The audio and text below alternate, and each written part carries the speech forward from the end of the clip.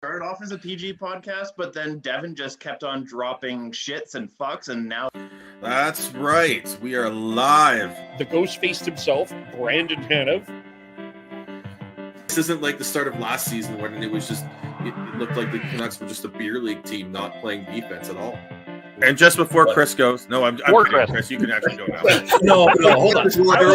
We had to give more time for coming on late. So. I still had. Hold on. All right. Chris, go, and then I got something else to say at the end. So, an elf and a midget in 2 back-to-back games. He's definitely on a friendship tour for sure. Saying, oh yeah, I'm okay with him being, the 6'7" defenseman. No, he is a AHL defenseman right now. Look, Shonky, don't mind Devin, okay? We all struggle with Devin, so you know. Well, good afternoon and welcome to the Shifts and Pucks podcast. Of course, you can follow us on Twitter at Shifts and Pucks, Facebook.com, Shifts and Pucks, YouTube.com, Shifts and Pucks, Twitch.com, Shifts and Pucks, all live there. Subscribe wherever you get your audio, as well as on the Area 51 Sports Network as we recap. Quite frankly, the only way to put this is quite simply, it was a gong show. It was a comedy of errors. That was not a hockey game. That was a circus last night between the Calgary Flames and the Edmonton Oilers. The Flames come away with a 9-6 victory. I think they were trying to celebrate the CFL reaching a tentative deal. As Daryl Sutter said, it was more of a football game in terms of, with no tackling than there was with an actual hockey game. Devin, how are you doing? What? Yeah, that's pretty much how I feel about last night's game, other than the W outcome. I don't even think Daryl was impressed with the W. The one that's what impresses me. I don't even think he was impressed with that. It was like a 0.01% happiness of winning that. Everything else is just absolute chaos. That game, I've actually went to the Dolly Parton game in Calgary, the 9-5 win for the Flames, and that one, it's up there. But this game one of the second round definitely tops it for the amount of chaos that involved. Everything from goalies to it's mostly just the goalies that was just kind of like, what is happening here? And having a Vezina candidate be the worst out of the 3 goalies that played. Yeah, that's true. But that's not a compliment of the other 2 goalies, though, either. To be fair, no. So I think we need to start right from the top here, and what a way to start for the Flames. Really, here it's the opening shift. Pretty much all of that hype, all of this going in, it felt like you had the hour-long Sportsnet pregame show. You had all of this talk. Oilers put out their top line. Flames counter with their top line. Missed assignments here, and 26 seconds in, Elias Lindholm gets into his Elias Lindholm spot and scores, and it's 1-0. And then 25 seconds later, Andrew Mangiapane banks that in. It's at 51 seconds. It's 2-0 within the first minute of this game. Woodcroft calls a timeout. And would you have called a timeout there?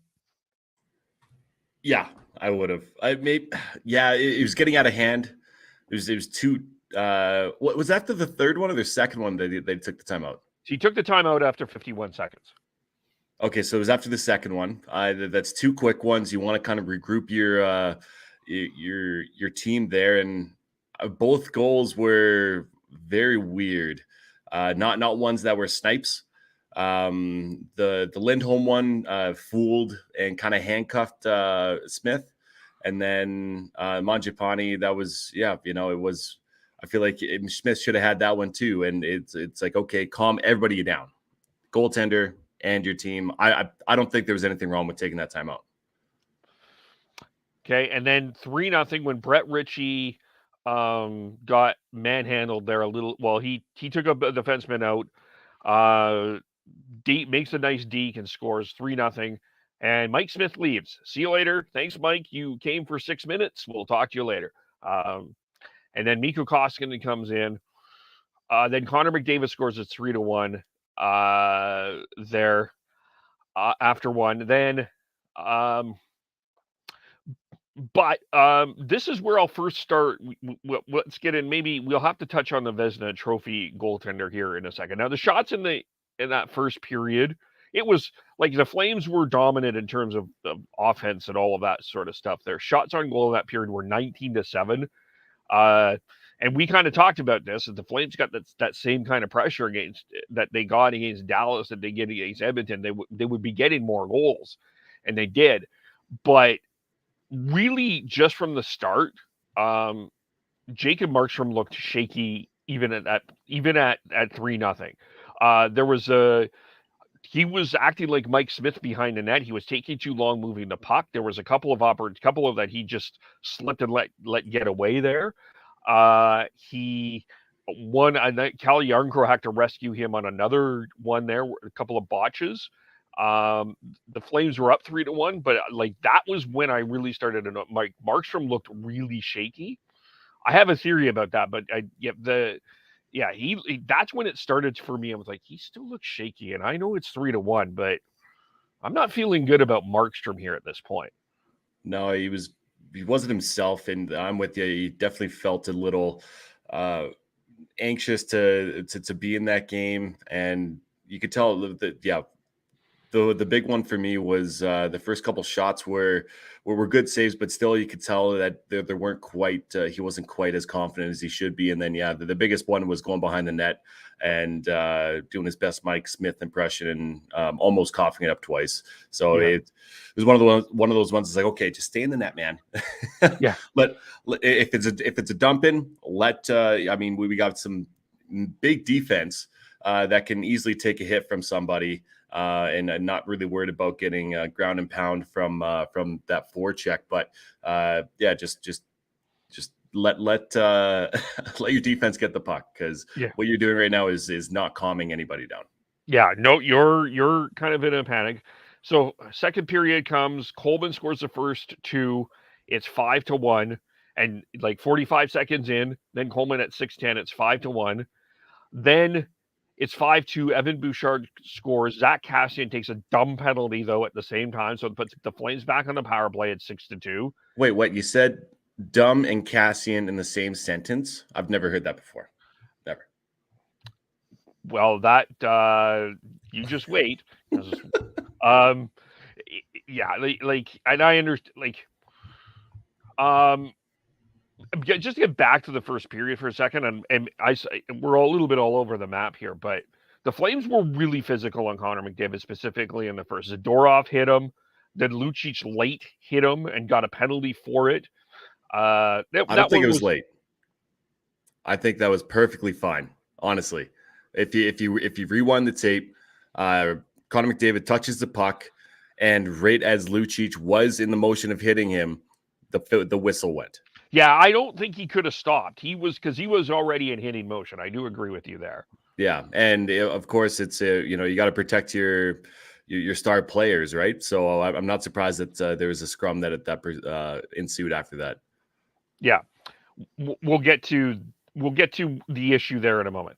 So Zach Kassian takes the penalty. Matthew Tkachuk scores on the power play at 6-2. Then the Oilers come back. Zach Hyman's first goal, Markstrom should have had. Zach Hyman's second goal, Markstrom should have had. He was, for some reason, he was playing like he's playing my height, 5'8", not his height, 6'6". And then Draisaitl takes it's a good shot. Markstrom should have had it at 6-5, and he almost made it 6-6. And then they get one early. Yamamoto ties it at 6-6, and then let's go back here. I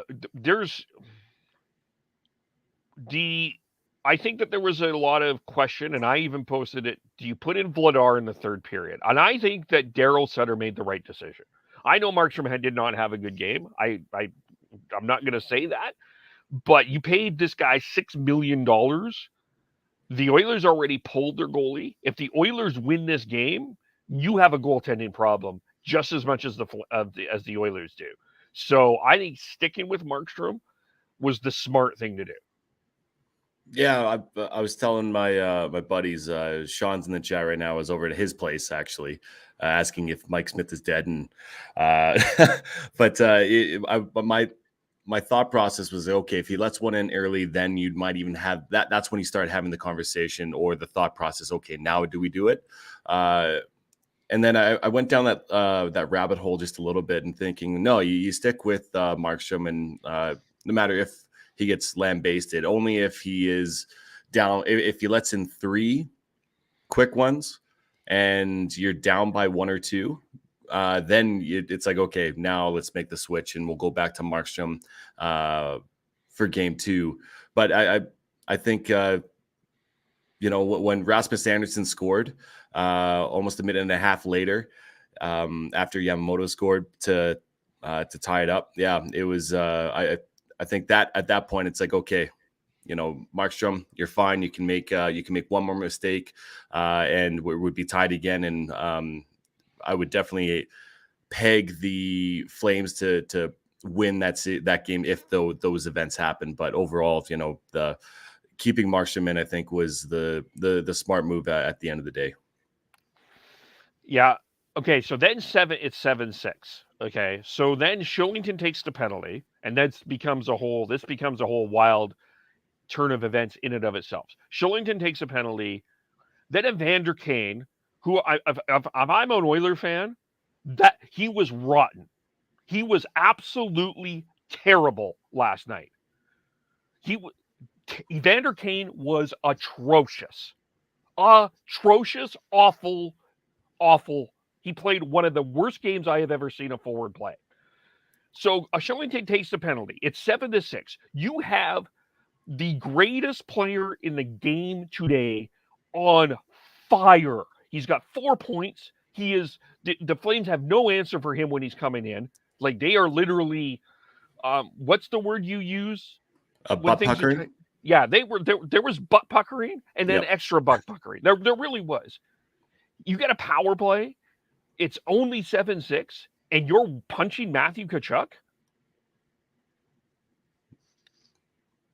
Yeah, that's selfish. That is, it's very selfish. There's a time and a place that you need to be picking those, and I think Evander Kane showed his true colors, having his short fuse, and even going in before this, you knew that Evander Kane has a short fuse, and there's only 2 tough guys on this roster, realistically. Archibald, yes, he can be a tough guy. Hyman, he can be a tough guy, but you have Zach Kassian and Evander Kane. Zach Kassian is a non-factor right now. He's not the same person that he has been, not the same player he has been when there was a whole goalie fight, him against Tkachuk, that whole thing. He's not the same player. So don't even worry about Zach Kassian. We got quote unquote, to quote Berkey, you got some grunts that can take care of Zach Kassian, like a Goodbranson, a Zadorov, a Lucic, a Brett Ritchie if really need be. But Evander Kane is the only other tough guy on that team. Yep. And he does have a scoring ability that I think he needs to really focus on, just like Matthew Tkachuk did after the first 3 games of the first series. He stopped with the bullshit. He stayed with the process of playing hockey, and he slowly got better during that series, and he was an impact player in Game 7 and in Game 1 this series. So if Evander Kane is going to be successful, he needs to focus on hockey and not the extracurriculars. Yeah, but this leads to the 8-6 goal because this is the rule. I'm trying to find it here because this was the whole. Actually, I'm probably on my Facebook because I put it there. The rule is when there's coincidental penalties, you can choose which player can hop on the ice first. And just the whole 2 minutes, the cameras are on Evander Kane, Oliver Kylington, and Matthew Tkachuk. And Evander Kane is talking. He is talking up a storm. He is like blah blah blah blah blah blah blah blah blah blah blah blah blah blah blah blah blah blah. Matthew Tkachuk gets off the ice first. Matthew Tkachuk scores, and then they pan back to Kane. Yep. And Kane, and then Kylington with his little smirk across as they are pounding the glass. The fans are pounding the glass behind Evander Kane. It could not be written much better than that. Yeah. And especially for those Flames fans out there who remember, San Jose was an Achilles heel for the Flames. Evander Kane was a part of that Achilles heel when he was with San Jose. He always scored and was always an impact. He had a massive impact on the game. If he's in the box, and you have half of the Draisaitl, and you have a full McDavid, and outside of that, Yamamoto, but he's he can be effective offensively. But Evander Kane, you're brought in for basically one reason: it's to help Connor McDavid, and it's to stay out of the box. And the way that this, probably feels like the world is on his shoulders because he is the only other tough guy on the team other than Zach Kassian. He's stuck between a rock and a hard place, but realistically, there's too many big, huge players that can actually take him in comparison to on his team where he's basically the only one. I've gone down the list already. Zadorov, Gabranson, Lucic, Ritchie. You saw Backlund at the end of the game dusted up. And you really don't have any of those actual good players that can do that. Yeah. Yeah. And just to quote Elliot Friedman from last night, explanation on Tkachuk leaving penalty box before Kylington. Flames can declare when penalties are assessed who will leave box first. They chose Tkachuk. So that surprise. Yeah, and he scores, and then it's and then the empty netter. Look, it just crazy game. I will give a couple of positives for the Flames. Their penalty killing. I'm about to say this when they had 6 goals scored against them. Their penalty killing was outstanding. Their penalty killing was the best part of their game. The Oilers were 0 for 4. They couldn't establish anything in the zone. Every loose puck, the Flames won a battle. Like any time that like the Oilers had a cut, they had some shots, but like a loose puck, Flames were able to get it down the ice. Their penalty killing has been one of the strengths of their playoffs. Yeah, they just got to keep it up, honestly. Stay out of the box, first of all. Yeah. Number one, especially with that power play. Listen, Draisaitl going north and south is good. It's his lateral movement that he looks slow at. So he's still going to be effective on the power play, and you still have Connor McDavid on that power play as well. So first of all, stay out of the box, but good. Yes, props where props is due. And yeah, good on you for having a good PK. And the other thing is that since we're talking about penalties, essentially, the refs, what the fuck? I'm sorry. The majority of those penalties that happen were like the whole Lucic one where they just took Lucic over Evander Kane. I know we're going to let's get into this now. Yeah, let's do it. That is unbelievable how that was not coincidental. Why and how is Lucic the only one going off? That's fucking unbelievable. I was livid last night. I was so mad considering what the standard was back in the game 2 and 3 of the first series against Dallas. There was 8 coincidental penalties, 4-on-4. And granted, probably not something the Flames want to get into with coincidentals either, because that opens up the ice a hell of a lot more for Connor McDavid to wheel and deal and do what Connor McDavid does. Yes, but still, I want to see more consistency within that, and it was very ticky-tacky. And this is my theory, though. There was so much hype going into this game. Like we saw the highlights. Like, could you, other than a betting commercial, the other thing that you saw on this was like all the fights from the battles of Albertas of yore. And I think they were trying to establish that we're not going to have this again. And I agree with you. There were a lot of soft calls, and I would say that there were a lot of soft calls in both ways. I didn't think the Duncan Keith interference penalty was a penalty. Yep, I agree. There was a couple. There was another early penalty there that I thought was soft. There was a Backlund's interference on McDavid. I thought that there was a lot of soft calls, but I also thought it was both ways. I just thought that they were trying to manage the game when it didn't. Yeah. I think that was the problem with the whole game. Everybody's emotions were way up here. Everyone was so hyped, and you couldn't. It was just, yeah. It was. I'm just happy it went both ways. Yeah, because if it was one way on either side, I don't think it's giving the justice of having the Battle of Alberta, because you want it to be physical. You want that emotion. You want to make sure that you're letting the game decide, or you're letting the players decide the game, instead of giving power plays when they're not really warranted. And they missed a high stick on Tkachuk, or again, McDavid high stick to Tkachuk. That was a missed call. Yeah. And that was a big one in my mind. Listen, let them play. Don't call it ticky-tacky bullshit. And let the Battle of Alberta be a Battle of Alberta. Let Lucic and Evander Kane go at it. You know why? Because it's just the difference is that the emotion is just going to keep on building and building and building.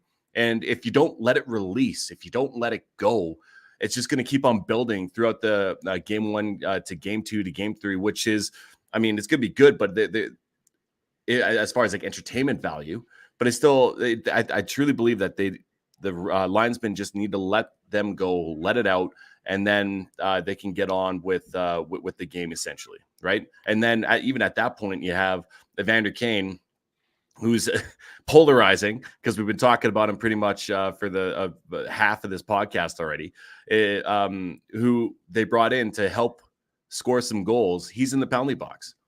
He is their third, depending on where you rank everybody. He's a top 5 player on this team as far as goal scores, without a doubt. Yep. So having one of their top 5 goal scorers in the box, that's great, and it will happen eventually. It will, and it's going to be Lucic or once again Zadorov or Goodbranson fighting him, and I'm more than happy to have that trade-off for sure, and it will happen. It's just a matter of when. Let's maybe touch on the Flames defense here for a second. I think we're Captain Obvious. The Flames really did miss Chris Tanev last night, like honest to God, it's. So here's my two, and Tanev is in practice this morning. I feel like we're playing a game here, and I'm not. I don't think. I still don't know if we see Tanev. Hi, Kitty. So here's a couple of theories that I'm going to toss at you. Here's the first one: Anderson, Hanifin, Shillington, Zadorov, Goodbranson, Stone, or you go 7 and you bring in Connor Mackey. We talked about this on last podcast, right? About how, but we didn't talk about a switching of a defensive pairing, though. No, well, and it's true. But if you do bring in a 7, then it would essentially, you would be shuffling your pairings up, keeping that top pair together of Anderson and Hanifin. And then, whatever circumstance you want to put Connor Mackey in, it is I think you brought this up. It is a tall order for a rookie defenseman to come in and be invested. Well, not be invested, but it's a big stage for a rookie defenseman to come in. Period. Right? High emotion. Second round of the playoffs. When was the last? What was the last game that he played? He hasn't played in a while, actually. I definitely understand the thought process there, and even getting him in, I think, would be beneficial, especially if there is a knock on wood, another injury on the back end, because you'll be looking at a Connor Mackey to come up. But I believe Valimaki actually got called up as well on emergency basis because of Chris Tanev. Yeah, and then he was sent down again. Okay, all right. He was sent down late last night. My worry is that you would have Zadorov, and who, if you're going to put anybody with Oliver Shillington, you want it to be a steady defenseman.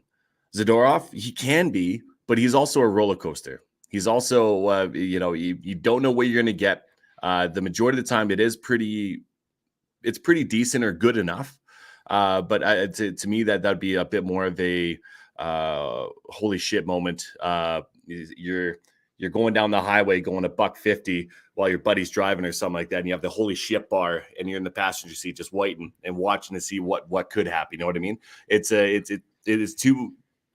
It's not stable enough for my liking, but I do like the idea of getting 7 defensemen in there and going with 11 forwards. Here was just my theory after watching last night. Eric Gudbranson played 20 minutes and 34 seconds. This is his line. No points, -1, 1 shot and goal, 2 hits, 1 block, no giveaways, no takeaways. I just not sure I like Eric Gudbranson playing 20 minutes a night. And that's maybe why I was thinking if you switch Shillington and Zadorov, who, can I be honest with you? I thought Zadorov was the Flames' best defenseman last night. I really did. I think it was a tie between Zadorov, Anderson, and Michael Stone. But Zadorov played the most. He played 23-01. He definitely did, for sure. But the impact that Michael Stone had, he was in McDavid's face multiple times, which was awesome. And that's exactly what you look for this 5'6" defenseman. He played 17 minutes and 2 minutes where it was on the power play. So I think that's definitely a positive for Michael Stone. But Zadorov, yeah, he played pretty well. And it's one of those ones where it's like, okay, well, I wonder why he played like that or played that much over Anderson and Hanifin. But I got to disagree with you. I think a Branson, that's okay. Every once in a while, if it is up there again, which it might be, considering Oliver Shillington only had 12 minutes and 50 seconds. I think that says a lot about the trust that Daryl Sutter has towards Oliver Shillington as of right now. And I think it's more so, once again, it's by committee. You don't have a massive shutdown defenseman like a Jacob Slavin, right? Or a Pietrangelo.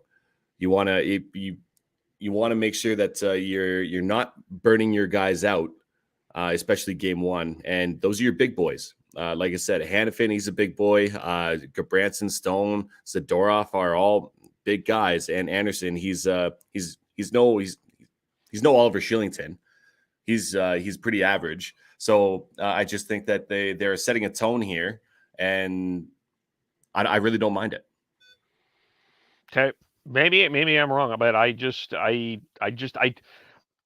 don't know if I can. I don't know if Gudbranson can do 20 minutes like that. That's all, but not consistently, right? No, I'm with you. Not consistently, but if he does have to step up like that, I don't think he did much wrong.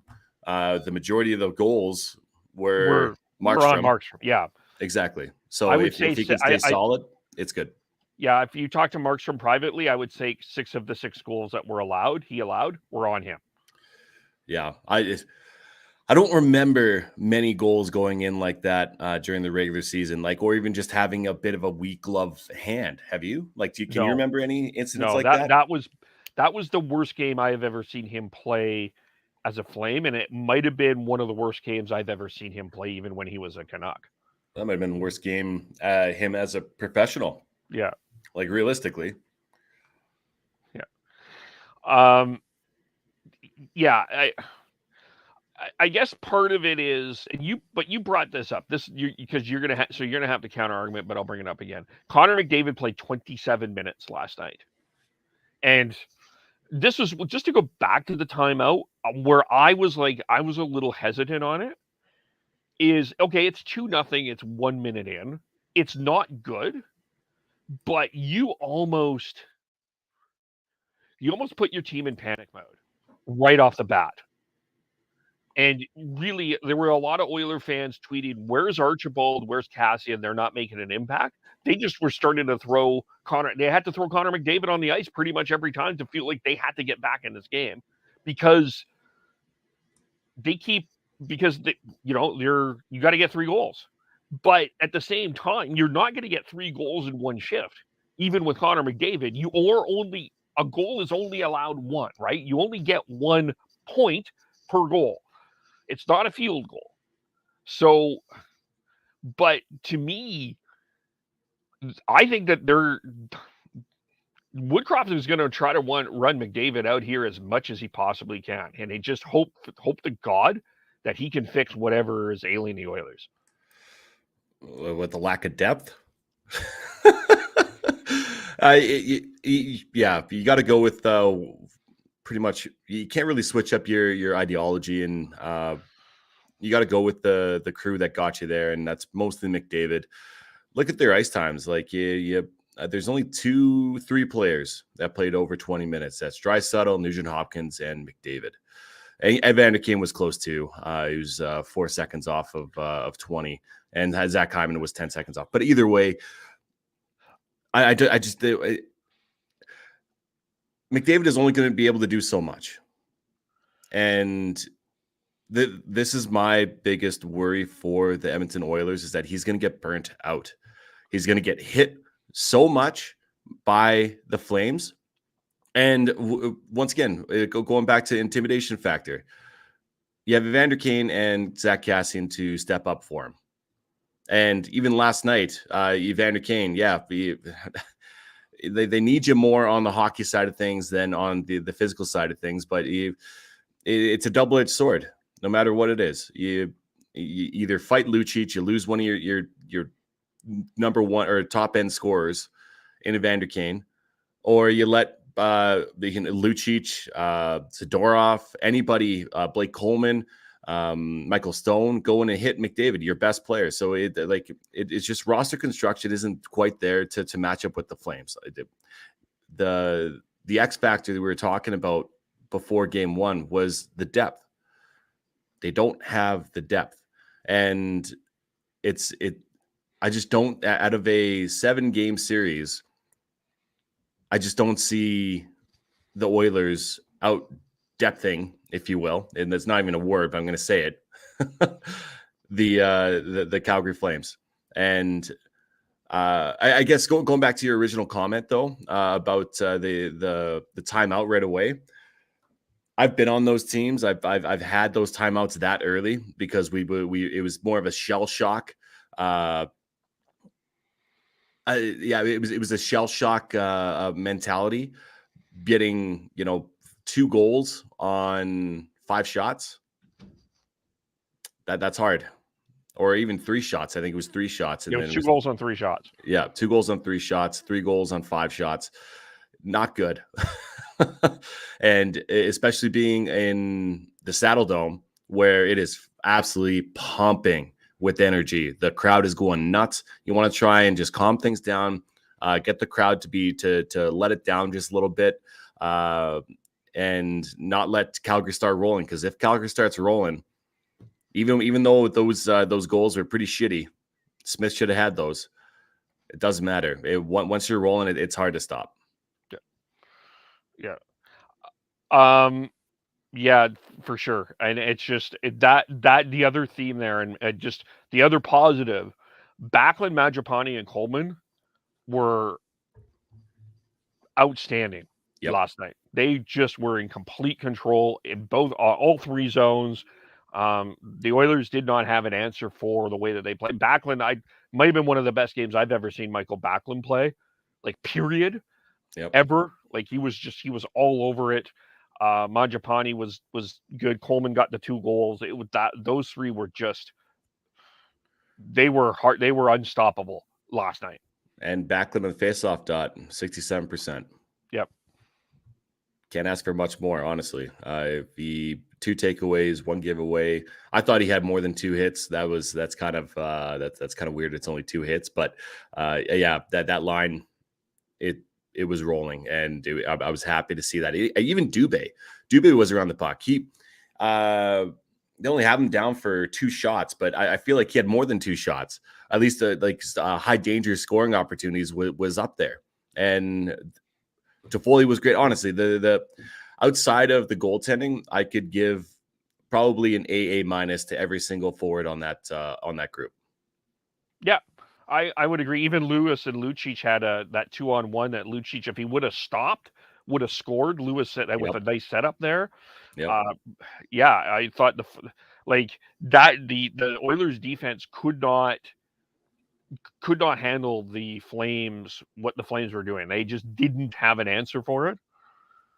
And yep, it's true. The only downfall outside of, we just praised Backlund for 67%, but the other face-off guys, Toffoli was 100%. I'm assuming he only took 1 draw and won it.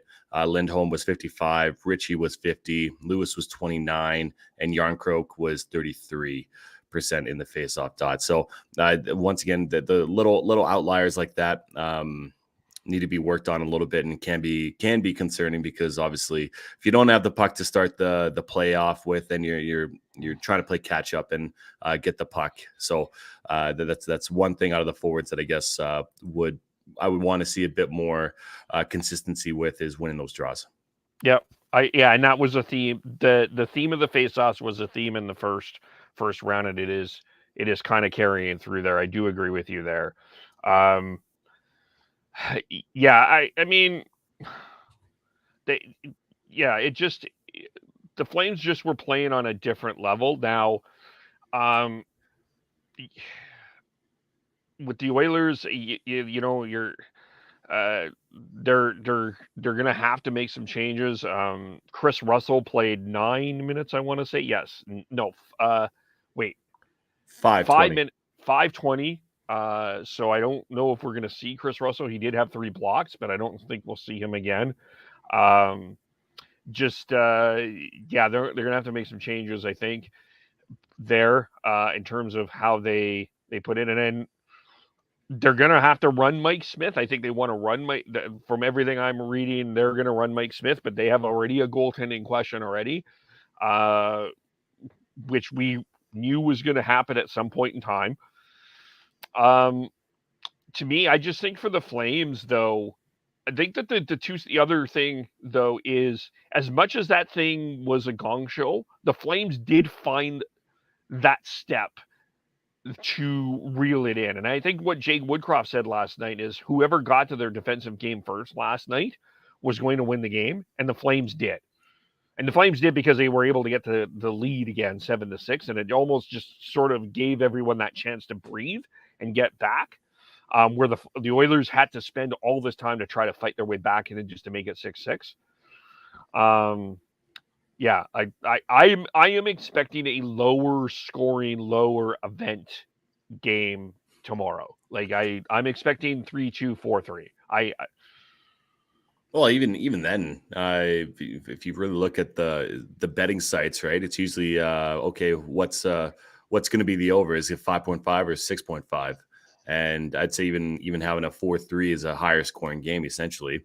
But I do agree with you. It will be more defensively sound, unless for some magic voodoo witch reason it might be another high scoring game like this. But I'm not expecting that. I'm expecting both Mike Smith and Jacob Markstrom to be better. And if you're the Flames, you're doing the exact same thing over and over and over again, getting pucks towards the net, crashing, getting in front of Mike Smith. Obviously, that first one where he was screened by his own 2 players, not by any Flame. Lindholm with that release, it was unfucking real. My man crush for him just keeps on growing. And I don't think it's going to be. It won't be as exciting as this last one. And it's funny because ESPN was broadcasting it, and there's a few people tweeting who don't really watch hockey wondering what the hell this sport is, and man, are they going to be disappointed when it's not as high event as this last one was. Yeah. Do you think, like, just go back to this, do you think that all of this hype had an effect on the game? Like, I think there was just so, like,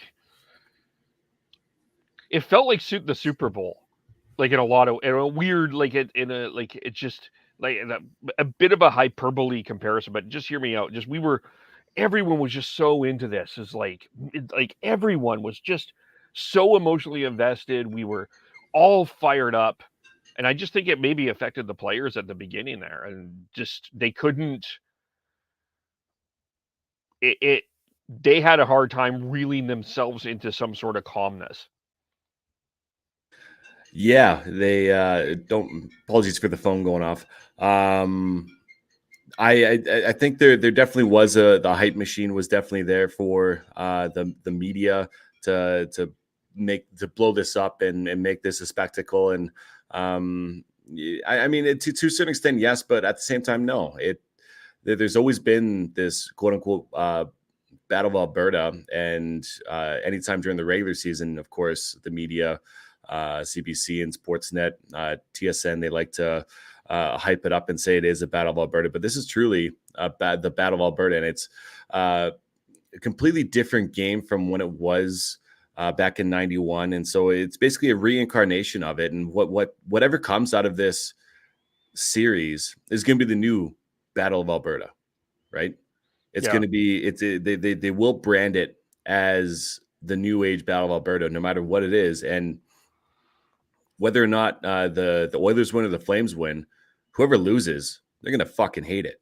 And it's going to become even more friction, more sandpaper, I think, in years to come. This is exactly why Gary Bettman has changed and the NHL have changed the format of the playoffs, is so that you can have these interdivisional rivalries, the Western Conference rivalries, and it's mostly divisional that they want to get into. But this is exactly it. Like, look at Florida and Tampa Bay. They really weren't that big of rivals until last year, 2 years ago.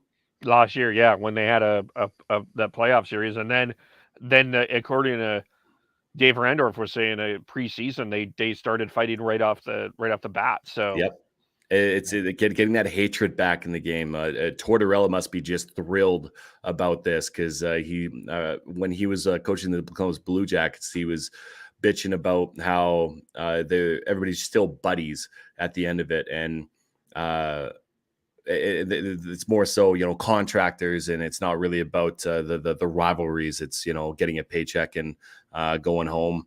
But to that point as well, I'm so happy Lucic has finally kind of you can tell that he's bleeding the white and red now. And now that the stakes are so high, you can kind of tell that if there was a scrum, last year or even this year in the regular season, Lucic would, he'd get engaged, but not as much as he did when Evander Kane came after him for hitting McDavid. The fact that you could see the emotion within Lucic, and that is so beneficial for the Flames within the series. And if they get to go to the next round, having that fire from Lucic is huge. So going back to the original comment here, yeah, it's really good for hockey to have them rebrand the Battle of Alberta. Yeah, and it's I think everybody's hoping for a long series too, and I think the eyes are watching Connor McDavid. This is probably the biggest spotlight he's had. So I think people are watching him and they want to see him do his thing, and he did his thing last night, and he'll do his thing. There's no question about it. By the way, I'm just gonna to compliment McDavid, which I know is hard to us to do with this behind us. I don't know if I have ever seen someone as dangerous. I can only think of two other players in history that I think is as dangerous with the puck as he is. Like, it is frightening when he has the puck. Like, like my heart rate goes a little up. And that was Bobby Orr. Like if you watch him with the puck, it was like, yeah, we're done. We're done. If he's in on top speed, forget it. Just yeah. And Mario Lemieux. Like those are the only two that I think could be McDavid, or as scary that I could think of when he has the puck and he's skating at full speed. He just has so many ways to get out of dangerous situations and put himself into offensive dangerous situations. He did the spinorama twice last night, one on Dubé, and I forget the other one. I think it was Hannafin, who got the spinorama, and he was on his way towards the net with the puck on his stick. He's so smart with how he conducts himself, and I mean, he's a perfect build for a hockey player.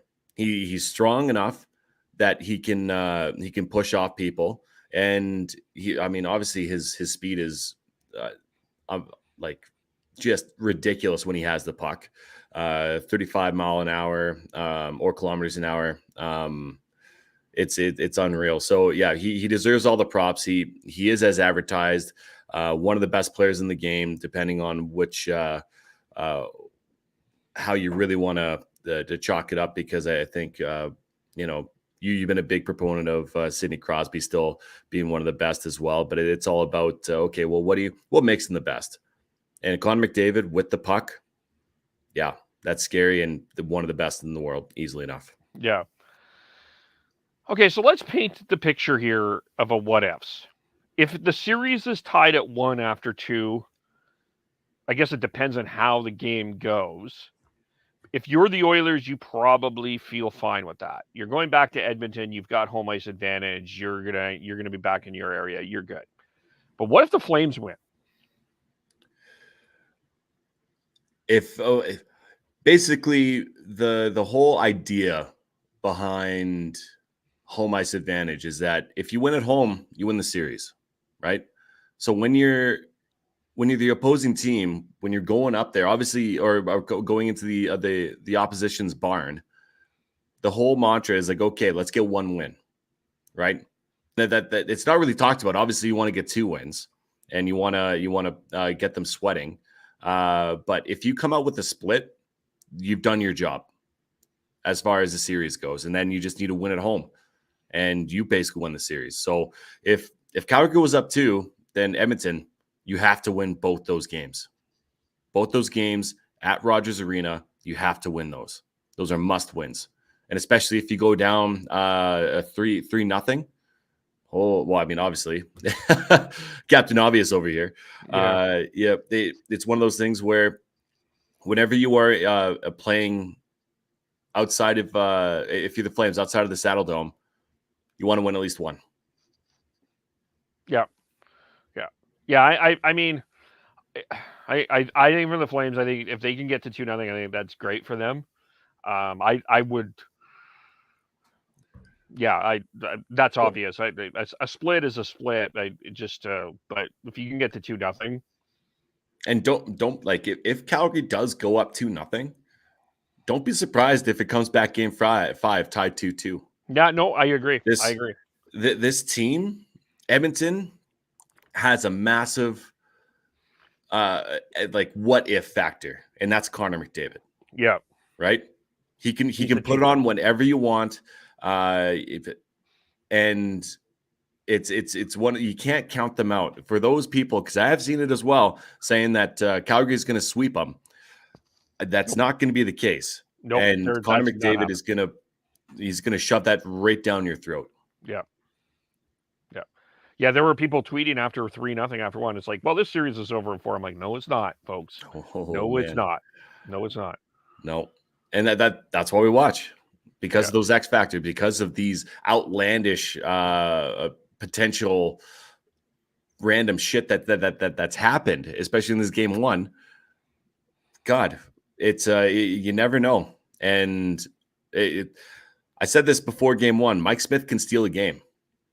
The consistency isn't there, but when he's on, and it's scary. Yeah. And Markstrom, even feeding off a bit, Smith outduels him. That's a win. McDavid dominates a game and the Flames can't get anything, that's a win too. Yep. I'm expecting this to be a long series, and the emotions are going to be all over the place. I was sitting next to one of my buddies who is a Oilers fan, and even when they tied it up, he's like, I don't know how to feel. My emotions are everywhere. You go down 3-0, you come back, crawl your way back to 6-6, and he still felt like it was that anything could happen. And that was the same way that I felt as a Flames fan. So it expect a long series. Yeah, for sure. Well, we do this after every win. Who is, I'm imagining not Markstrom, but who's getting your W for? Oh, my W goes to Michael Stone. And right.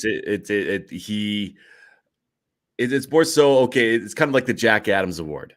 It's not about the best player on the ice or the best coach. It's about what expectations did you have before the game started, and what did that player do to exceed their expectations? Michael Stone was, I thought he was very effective in how he played and what he did. He was physical, and he was in Connor McDavid's face. And that was something that I wasn't really expecting from him. I know he has that within his repertoire and his toolbox, but it was very apparent. And I was pleasantly surprised with how well he played, especially playing 17 minutes. I'm going to go with Michael Backlund. I just think he was everywhere. I think he was. And just he has that look in his. We talk about looks in eyes here. Michael Backlund has that look in his eye that he's like, this is the year we're going to fucking do this. Yep. Like he really does. He just took I think he's taken the last few games. He's taken his game to another level. That scrum at the end, although it was somewhat humorous to see Lucic swat Cassian like a mosquito in Alberta off a window. What Backlund knocking, I don't remember who he was fighting there, but I don't either. Yeah. No, I agree with you. Backlund, there is that look in his eye that he won't be denied. He will come out on top, and he has that feistiness, and I love it. And especially with having the grit on his wings of Mangiapane and Coleman. It's that's not a line you fuck with in the defensive zone or in the physicality. Like I said, I'm super surprised to only see 2 hits on his line for last game. They were, maybe it was more puck possession stuff. I don't know, but yeah, they were dominant for sure. I thought that they controlled. Anything else on this game specifically we need to get into? No.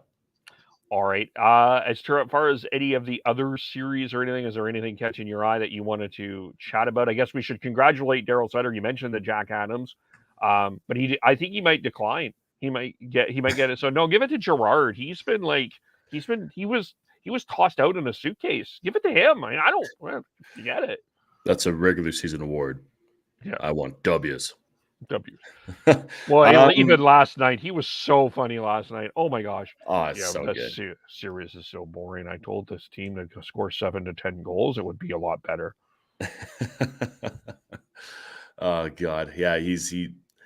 He'll keep on doing those things. Just make light of everything. And even pregame, he has some, not gold like that, but I love how just straight he is. And he's like, okay, yep, I don't give a shit.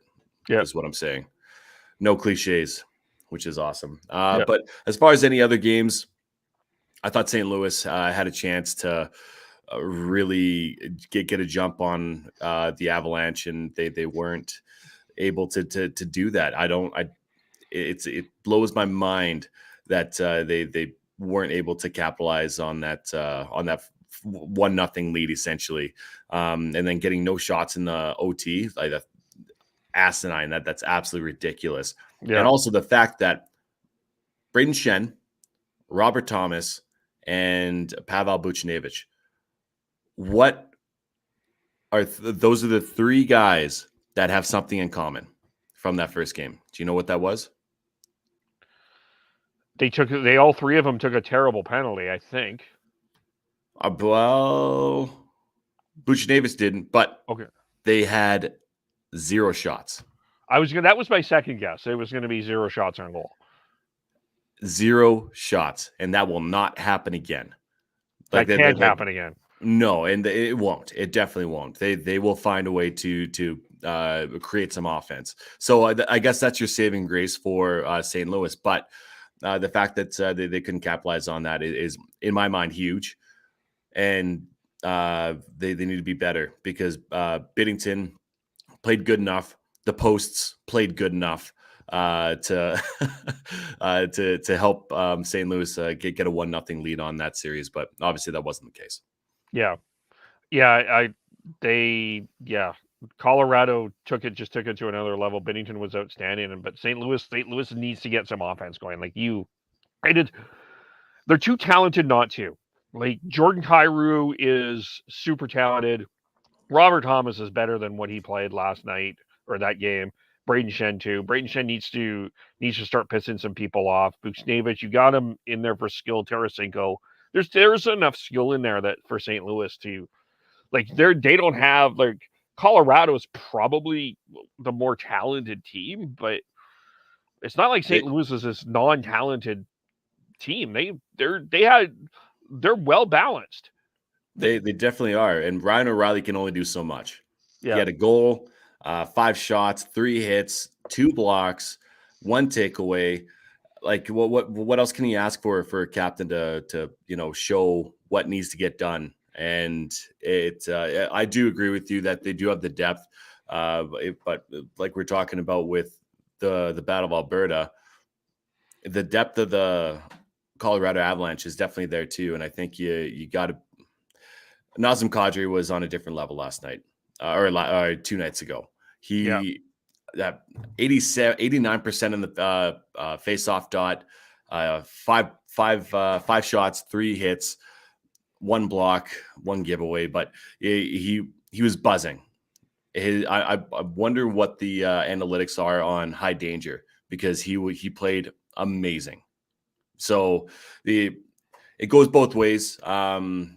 I think that this series is actually a lot closer than most people made it out to be, thinking that Colorado is going to sweep them or beat them out in 5. The St. Louis Blues won the Stanley Cup 3 years ago. Yep. And not much has changed. Realistically, not much has changed other than, I guess, losing Pietrangelo and gaining Torrey Krug, who isn't actually in the lineup right now anyways. But you get my point is that they're still a team that you have to watch out for. Well, I go ahead. Sorry, I was about to interrupt you. Oh yeah, go for it, man. I picked St. Louis to win the series, so yep. I'm not one that's down on them. But you got to play better than you did in game 1, just flat out. And you got to protect your goalie a bit more. God. God. Like, yeah, about 54 shots, 51 saves. Yeah. That's. I know it's OT on top of that, but you need to get Darcy Kemper questioning. Okay, shit. Where's this offense coming from? Because only 25 shots within that and 0 shots in OT. That's not good enough. Not good enough. Yeah, for sure. If your goalie is giving you a chance to win, you should try to take it. For sure. Exactly. And I guess the Hurricanes with a massive comeback, which is crazy. That happened just before the Flames puck drop, at least the tying goal did, and they went off to OT. Yeah. Man, that massive loss for the Rangers, very similar to St. Louis. You got to capitalize when you have such a high scoring team being sheltered and pushed down on their offensive threats. You need to make sure that's not something you you need to that is something you need to capitalize on. Yeah, for sure. That was a big one for Carolina. That was just to how they won that. Yeah, because the Rangers were ahead for 57 minutes, but yeah, yep, and of course Tampa's just being Tampa, so that's it. Entertaining game nonetheless in the Battle of Florida. But overall, I just think I think you and I both said that we have Tampa to win it. Or did I say Florida?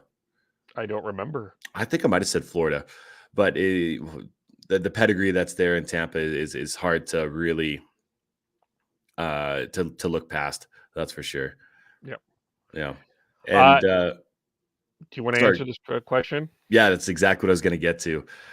Listen, Washington, when they won the Cup, it was on the back of Ovi, pretty much, and the committee that's around Ovechkin isn't quite the same as it was, and you could say the same argument for St. Louis for sure, but you have more depth in St. Louis, and you also were missing Tom Wilson for the majority of that series for the first against Carolina, and that's a massive loss for Washington. Plus, their goaltending is shit. Like realistically, their goaltending is not even close to what it was back then. But Binnington, yes, he struggled, but this past game really shows that Binnington, he loves the big stage, and I think that he's Stanley Cup winner. Yeah, it's hard to really, and the way that he did it, it's hard to say, okay, yeah, St. Louis is going to get bent over by the Colorado Avalanche. I don't think that's the case. So they're just too much. There's too much depth, and the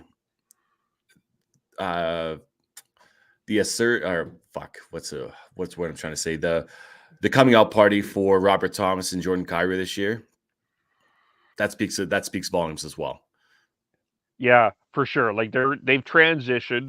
Now, to be fair to the argument to Dylan, is both of them didn't win a series since they won the Stanley Cup, but the Blues won one this year, and the Capitals still haven't. And the Blues were at 109 points. They were only a point back of Minnesota and when they played Minnesota, they only lost to them once in regulation. So they just bring in a different sort of confidence to you, where Washington is like, you hear Brian McCullough, you're that team, they're not sure where they're at. They're sort of in this they're in a weird transition almost. Let alone they got rid of their head coach, Barry Trotz. He walked after winning the Stanley Cup, which is unheard of. Yeah, it is. And you lost I mean, Braden Holtby was definitely on a downward trajectory, but he was outstanding in that playoff run too. Yep. Yeah, he was. Yeah. And Tampa's being Tampa. Yeah, big game for Florida tonight for sure. Massive. Yeah. Once again, it's one of those things where you have to win at home. You have to. Yep. Yeah. And you have to. It's very important in Florida, especially. Like, you go down 2-0 to Tampa. There's a realistic, like, we talk about Calgary, Edmonton going down 2-0, and it's curtain. It's Edmonton still come back 2-2. I'm not convinced Florida will. If it's 2-0 Tampa, if I was a betting person, which I'm not, I would take this quarter that I have on my desk and put it that Tampa would sweep. Yeah, there's a massive possibility for that, and yeah, so it's almost a must-win for Florida tonight. Yep. A couple other quick things I wanted to touch on. Congratulations to the Penticton Vs. The Penticton Vs won the Fred Page Cup for the BCHL Championship, which is an accomplishment in and of itself to win the championship. But how they did it, not one sweep, not two sweeps, not three sweeps, They won every single game en route to the championship. They went 16-0. So that is mightily impressive for the Penticton Bees, and congratulations to them on that. And the WHL draft was today. First player picked by the Medicine Hat Tigers was Gavin McKenna from Rink Hockey Academy, Kelowna. He played with Tasia Ginla, from Whitehorse, Yukon. Wants to pattern his game a little bit around Dylan Cousins. A couple of Calgary players that were picked. Jackson Smith from Edge School was picked second by the Tri-City Americans. Nathan Bem was drafted by Kamloops. He's a forward from the same school, Edge School. Hayden Harsani was drafted by the Tigers at the 16th. Luke Vlosevic was drafted by the Rebels, a defenseman. Aaron Obafalo, I kind of butchered that name, I think, from the Vancouver Giants, drafted by the Vancouver Giants. So 4 Calgary players drafted in the first round. There were 4 trades in the first round. That was something to watch. It was quite a bit of That's crazy. Yeah. Man. It's just going back to the Penticton V's. There's some notable last names on here. Jackson Neuendijk. Yeah. Joe Neuendijk's kid. You have Joshua Niedermeyer. Yeah. Scott Niedermeyer's kid. And Grayson Arnott. Yeah. Got some pedigree there. Yep. If just to age you a little bit, former Flame Owen Nolan's kid was drafted in the U.S. priority draft yesterday, as was Vernon Fiddler's kid was drafted in the U.S. priority draft. Seriously. Oh, my God. Yeah. And then Sean Sutter's the GM, assistant GM in Red Deer. Yeah. I don't want to age. It's okay. That's fine. You're mostly aging yourself. I stopped aging. It magically just stopped for me. But everyone else are aging. I don't know. I'm going to try and Benjamin Button it and just anti-age or age backwards. Yes, that's what I'm trying to do. Yeah. All right. Anything else we need to chat about? I'm good. All right. Let's go. So game 2, 8:45 Calgary time. The red lot should be going. Weather permitting. Right now it's a bit rainy and past 2 to 3 days have been pretty windy. So we'll see exactly if they're able to get it up and running like they did for the first series. But it's actually supposed to snow tomorrow. So we're supposed to get snow here too. Well, hey, people get upset about it, but listen, precipitation happens every single May long in Calgary, whether or not it's snow or rain. Yeah, true. Yeah, we're not getting great weather here either. So here in Burnaby, so valid. That's fair. So we'll be back Saturday, probably in the afternoon, I'm going to assume. Yeah. To recap game 2. And then join us then, as it's a long weekend in Canada. I was like, it's a long weekend in Alberta, but it's going to be fun though. Friday's going to be fun, and then Sunday in Edmonton is going to be crazy as well. So lots going on there. But how do we follow you? Follow me on Twitter at Gordhouse09. And what's that? Are you wearing the hat? I'm not wearing that. I'm wearing my hat, Amped Advantage. Check us out. Yeah. Music done by Lodgepole Kind. By the way, check them out on Twitter as well, at Lodgepole Kind. Sean, you can follow Beery Canuck 03, Tyler TNOBLE, Christian Schneids, SCHNEIDZ. I am KEVULE, Shifts and Pucks, Facebook, YouTube, Twitter, Twitch, wherever you get your audio, as well as on the Area 51 Sports Network. Thanks everyone for joining us, and we will talk to you all very soon. Bye for now.